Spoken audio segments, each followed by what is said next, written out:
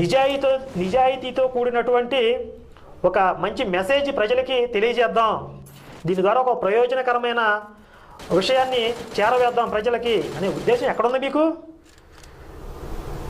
ఒకడు ఊరకొక్క ఒకటి పిచ్చి కుక్కలాగా మరుగుతాగా మీ ఛానల్కి వచ్చి కూర్చుంది.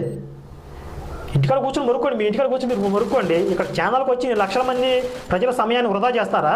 మీకు ఏమాత్రం అయినా బాధ్యత ఉందా? అసలు మీకు సమయం విలువ తెలుసా? మీకు నైతిక విలువలు ఉన్నాయా మీకు? అసలు ఏ గురువు దగ్గర శిక్షణ పొందితే ఈ విలువలు, మనం మాట్లాడే ప్రతి మాటకి ఎంత విలువ ఉంటుంది, దానికి మనం ఎంత బాధ్యత వహించాలనే విషయం తెలుస్తుంది. ఈ విజయ్ కుమార్ అన్న మాటని ఆ లాయర్ ఏమంటాడంటే, ఏదో ఉద్దేశపూర్వకంగా అనలేదులేండి వదిలేసేయండి అంటున్నాడు. ఉద్దేశపూర్వకంగా అనకుండానే ఈయన రోబోనా?